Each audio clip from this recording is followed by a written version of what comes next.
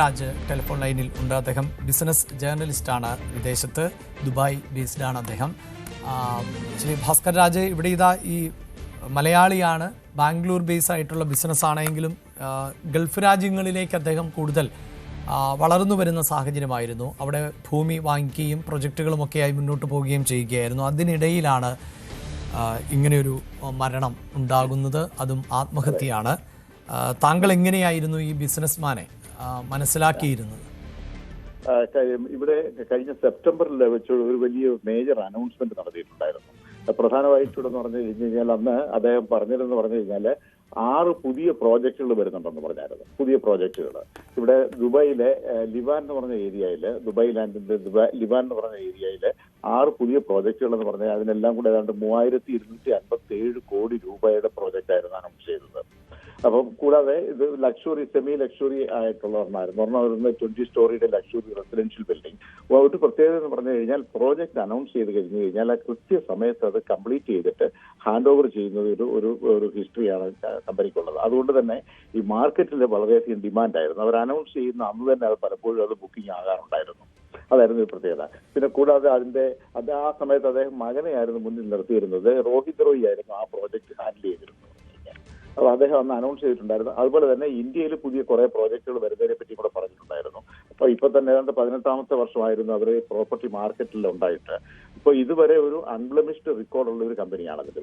കൂടാതെ ഒരു കാര്യം അദ്ദേഹം പറഞ്ഞിരുന്നത് ഡെറ്റ് ഫ്രീ കമ്പനിയാണെന്ന് പറഞ്ഞു. അതായത് വെളിയിൽ നിന്ന് ഫണ്ട് കൊണ്ടുവരേണ്ട ആവശ്യമില്ല, പൂർണ്ണമായിട്ടും ഉണ്ടെന്ന് പറഞ്ഞു. പിന്നെ കൂടാതെ അദ്ദേഹം അന്ന് പറഞ്ഞെന്ന് പറഞ്ഞു കഴിഞ്ഞാൽ ബാംഗ്ലൂരിലെ സർജാപുര എന്ന് പറഞ്ഞ സ്ഥലത്ത് അദ്ദേഹം 300 ഏക്കർ നേരത്തെ തന്നെ വാങ്ങിയിട്ടുണ്ട്. വളരെ വില കുറഞ്ഞ വിലയ്ക്ക് അന്ന് കിട്ടിയിട്ടുണ്ടായിരുന്നു. ഇന്ന് അതിന്റെ ഒരു സെന്റിന് ഒരു ഏക്കറിന് അത് 30 ലക്ഷത്തിൽ കൂടുതൽ വിലയുണ്ടെന്ന് പറഞ്ഞാൽ ഇന്നത്തെ കാലത്ത്. അപ്പോൾ അങ്ങനെയുള്ളതായ പ്രോജക്റ്റ് എന്ന് പറഞ്ഞു കഴിഞ്ഞാൽ അപ്പോൾ ഒരു ഹ്യൂജ് ഫണ്ട് അവർക്ക് ഉള്ളത് കൊണ്ട് വെളിയിൽ നിന്ന് കടമെടുക്കേണ്ട ആവശ്യമില്ല. അതുകൊണ്ട് തന്നെ ഒരു ഡെറ്റ് ഫ്രീ കമ്പനിയാണെന്നാണ് അദ്ദേഹം പറഞ്ഞിരുന്നത്. അതുകൊണ്ട് തന്നെ ഞാനിപ്പോൾ അദ്ദേഹത്തോട് ചോദിച്ചായിരുന്നു, ഇതൊരു IPOയ്ക്ക് പോകാൻ വല്ല സാധ്യതകളുണ്ടോ, അല്ലെങ്കിൽ ഫണ്ട് നിങ്ങൾക്ക് വെളിയിൽ നിന്ന് ആവശ്യമുണ്ടോ എന്ന് ചോദിച്ചപ്പോൾ വേണ്ട, ഇത് ഡെറ്റ് ഫ്രീ കമ്പനിയാണ്, അത് വളരെ സ്ട്രോങ് ആയ കമ്പനിയാണ്, പിന്നെ കൂടെ റെപ്യൂട്ടേഷൻ ഉണ്ടെന്ന് പറഞ്ഞു കഴിഞ്ഞാൽ ഇവിടെ തന്നെ ഒരു കോൺഫിഡന്റ് ലാങ്കാസ്റ്റർ എന്ന് പറഞ്ഞൊരു പ്രോജക്റ്റ് ആയിരുന്നു അവർ അനൗൺസ് ചെയ്തത്. അതിന് പുറമെ ഒരു 5 പ്രോജക്റ്റ് കൂടെ വരുന്നുണ്ടെന്നാണ് പറഞ്ഞിരുന്നത്. പക്ഷേ ഇവിടുത്തെ റിയൽ എസ്റ്റേറ്റ് മേഖലയിൽ നല്ല റെപ്യൂട്ടേഷൻ ഉള്ള ഒരു കമ്പനിയായിരുന്നു കോൺഫിഡന്റ്. തീർച്ചയായും ശ്രീ ഭാസ്കർ രാജ്, താങ്കളിപ്പോൾ ഈ പ്രോപ്പർട്ടിയുടെ കാര്യം സൂചിപ്പിച്ചപ്പോൾ കേരളത്തിൽ തന്നെ അദ്ദേഹം പ്രോപ്പർട്ടി വാങ്ങിച്ചിരുന്നത്, ബാംഗ്ലൂരിൽ പ്രോപ്പർട്ടി വാങ്ങിച്ചിരുന്നതൊക്കെ ഒരുപാട് മുന്നേ കണ്ടുകൊണ്ടാണ് എന്നാണ് പൊതുവേ നമുക്ക് മനസ്സിലാക്കാൻ സാധിച്ചിട്ടുള്ളത്. അതായത് വലിയ വിലയില്ലാത്ത സ്ഥലങ്ങളിലെ പ്രോപ്പർട്ടി വാങ്ങുകയും അവിടെ വില ഉയരാൻ സാധ്യതയുണ്ട് എന്ന് മനസ്സിലാക്കുകയും ഒക്കെ ചെയ്ത് അങ്ങനെ ലാൻഡ് വാല്യൂ മാറ്റിയിട്ടുള്ള ഒരാൾ എന്നാണ് നമുക്ക് മനസ്സിലാക്കാൻ സാധിക്കുന്നത്. അപ്പോൾ ഇത്തരത്തിലൊരു ബാധ്യതയുമില്ലാതെ മുന്നോട്ട് പോകുന്ന ഒരാൾ, പ്രോജക്റ്റുകൾ സമയബന്ധിതമായി ഫിനിഷ് ചെയ്യുന്ന ഒരാൾ, ഈ പെട്ടെന്ന് എന്തായിരിക്കാം, അതായത് താങ്കൾ ഇതെല്ലാം നമുക്ക് ഒരു നിഗമനം മാത്രമാണ്, ഒരിക്കലും ഉറപ്പിക്കാൻ പറ്റില്ല, നമ്മളത് ആവർത്തിച്ച് പറയുന്നുണ്ട്, കാരണം എന്ത് എന്നത് വ്യക്തമല്ല എങ്കിലും നമ്മുടെ ചില കണക്കുകൂട്ടലുകളുണ്ടല്ലോ. താങ്കൾക്ക് ഏതെങ്കിലും തരത്തിൽ ഇദ്ദേഹം ഒരു മറ്റു തരത്തിലുള്ള ഈ അന്വേഷണമോ മറ്റു നിയമനൂലാമാലകളോ അങ്ങനെ എന്തെങ്കിലും നേരിട്ടിരുന്നതായി എന്തെങ്കിലും സൂചനകളുണ്ടായിരുന്നോ? സൂചനകളെന്ന് പറഞ്ഞു കഴിഞ്ഞാൽ ഈ റെയ്ഡിനെ പറ്റി ചെറുതായിട്ട് അദ്ദേഹം ഒരിക്കലും ഇവിടെ സൂചിപ്പിക്കുകയുണ്ടായി. അതായത് നേരത്തെ ഒരു പ്രോജക്റ്റ് ഉണ്ടായിരുന്നു, ഒരു ഓൺലൈൻ മാധ്യമം അദ്ദേഹത്തിന്റെ ഒരു ഇന്റർവ്യൂ പബ്ലിഷ് ചെയ്യുന്നതിന് മുമ്പായിട്ട് ഇപ്പോൾ അതൊന്ന് കൊടുക്കാൻ വരട്ടെ, ഞാനൊരു ED റെയ്ഡ് പ്രതീക്ഷിക്കുന്നുണ്ട്, അത് കഴിഞ്ഞതിന് ശേഷം അത് കൊടുത്താൽ മതി, ഒരു പക്ഷേ ഇത് കോംപ്ലിക്കേറ്റഡ് ആകാൻ സാധ്യതയുണ്ടെന്നുള്ളത് അദ്ദേഹം പറയുകയുണ്ടായി ഒരു ഓൺലൈൻ മാധ്യമത്തിന്റെ ഒരു ഇന്റർവ്യൂല് അദ്ദേഹം. അപ്പൊ അതുകൊണ്ടാണ് വളരെ ഡീറ്റെയിൽഡ് ആയിട്ടൊരു ഇന്റർവ്യൂ ആയിരുന്നു. അപ്പൊ അദ്ദേഹത്തിന്റെ പ്രോജക്റ്റുകളെ പറ്റിയും മറ്റ് പ്ലാനുകളെ പറ്റിയുള്ളതായിരുന്നു. അപ്പോൾ പറഞ്ഞു അതിപ്പോ തൽക്കാലം അത് കൊടുക്കാൻ വരട്ടെ, ഈ ഒരു ED റെയ്ഡ് ഞാൻ പ്രതീക്ഷിക്കുന്നുണ്ട്, അത് കഴിഞ്ഞതിന് ശേഷം മതി ഇത് കൊടുക്കേണ്ടതെന്ന് അദ്ദേഹം പറയുകയുണ്ടായി അദ്ദേഹത്തോട്, ഈ ഓൺലൈൻ മാധ്യമത്തിനോട്. അത് നേരത്തെ തന്നെ അദ്ദേഹം പ്രതീക്ഷിക്കുന്നുണ്ട്. പിന്നെ ഇപ്പോൾ നമുക്ക് കേരളത്തിൽ നിന്നുള്ള റിപ്പോർട്ട് നോക്കുകയാണെന്നുണ്ടെങ്കിൽ, അല്ല ബാംഗ്ലൂരിൽ നിന്നുള്ള റിപ്പോർട്ട് നോക്കുകയാണെങ്കിൽ തന്നെയാണ് IT റെയ്ഡ് ആയിരുന്നെന്നും IT ഉദ്യോഗസ്ഥർ അദ്ദേഹത്തെ ചോദ്യം ചെയ്തെന്നും, പിന്നെ കൂടാതെ ചോദ്യം ചെയ്യുന്നതിൽ നിന്നും ഇൻകം ടാക്സ് ഡിപ്പാർട്ട്മെന്റിനെ വിലക്കിക്കൊണ്ടുള്ള ഒരു കോർട്ട് ഓർഡർ അദ്ദേഹത്തിനുണ്ടായിരുന്നു. ആ കോർട്ട് ഓർഡർ എക്സ്പയർ ചെയ്ത് കഴിഞ്ഞ 2-3 ദിവസത്തിന് മുമ്പാണ്, അതിനുശേഷമാണ് അവർ വന്നതെന്നാണ് പറയുന്നത്. അപ്പം മിക്കവാറും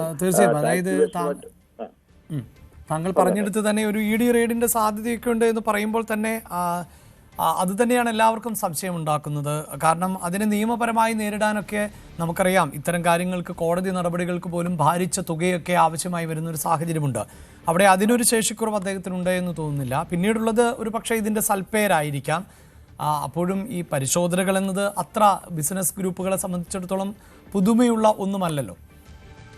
ഒരു പക്ഷേ ആ റിപ്പോർട്ടിന്റെ അടിസ്ഥാനത്തിൽ നമ്മൾ ചിന്തിക്കുകയാണെങ്കിൽ ഈ റെയ്ഡിന് ശേഷം IT റെയ്ഡിന് ശേഷം അറസ്റ്റ് ഉണ്ടായേക്കും എന്ന് അദ്ദേഹം ഭയപ്പെട്ടു എന്നാണ് തോന്നുന്നത്. അതാണ് പറയുന്നത് പലപ്പോഴും. ആ റിപ്പോർട്ട് ശ്രദ്ധിച്ചാലും മനസ്സിലാകും അറസ്റ്റ് ഉണ്ടാകും എന്നുള്ളത്. അതായിരിക്കും ഒരു പക്ഷേ അദ്ദേഹത്തിന്റെ റെപ്യൂട്ടേഷനെ ബാധിക്കുന്നതാകും എന്നുള്ള ഭയന്നായിരിക്കാം മിക്കവാറും അതിനുള്ള സാധ്യത എന്നാണ് പറയുന്നത്. പക്ഷേ ഇപ്പൊ ഒന്നും നമുക്ക് റൂൾ ഔട്ട് ചെയ്യാൻ പറ്റില്ല. അവിടെ ഭാസ്കർ രാജ് അങ്ങനെ അറസ്റ്റ് ഉണ്ടാവുക എന്നാൽ അത് അങ്ങനെ വെറുതെ ആകില്ലല്ലോ. അറസ്റ്റ് എന്നത് ഒട്ടേറെ അന്വേഷണങ്ങൾക്കൊക്കെ ശേഷം നടക്കുന്ന ഒന്നാ അല്ലേ? അത് അദ്ദേഹം ഭയപ്പെട്ടിരുന്നർത്ഥം. അപ്പൊ അതിന്റെ അർത്ഥം എന്ന് പറഞ്ഞു കഴിഞ്ഞാൽ അതിന്റെ കാരണം എന്ത് എന്ന് അറിയില്ല അല്ലെ. ഇത് ടാക്സ് ഇവേഷന്റെ കേസുകൾ എന്നാണ് പറയുന്നത്. പക്ഷെ ഇപ്പൊ നമുക്കൊന്നും ഇപ്പൊ IT ഡിപ്പാർട്ട്മെന്റിന്റെ ഒരു വിശദീകരണം വരാതെ ഇതിനെപ്പറ്റി ഒന്നും നമുക്ക് പറയാൻ പറ്റത്തില്ല. കാര്യം ഇത് ആന്റണി ഒരു സബ് ജുഡീഷ്യൽ കേസും കൂടെ ആണല്ലോ ഇപ്പോൾ. അതാണ് കാരണം. അതെ.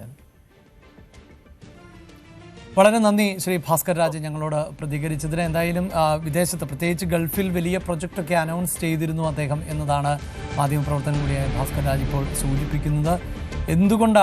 എന്തുകൊണ്ടാണ് പിന്നീട് ഇത്തരത്തിൽ ഒരു ആത്മഹത്യയിലേക്ക് പോയത് എന്ന സാഹചര്യം അതാണ് ഇപ്പോഴും പ്രവാസികൾ ആയിട്ടുള്ള വ്യവസായികൾക്കും കൃത്യമായി മനസ്സിലാക്കാൻ സാധിക്കുന്നില്ല. പക്ഷേ നിയമ നടപടികൾ ചിലത് അദ്ദേഹം നേരിട്ടിരുന്നു അല്ലെങ്കിൽ നേരിടേണ്ടി വരും എന്ന ഒരു സൂചനയുണ്ടായിരുന്നു എന്നതാണ് ഇപ്പോൾ മനസ്സിലാക്കാൻ സാധിക്കുന്നത്.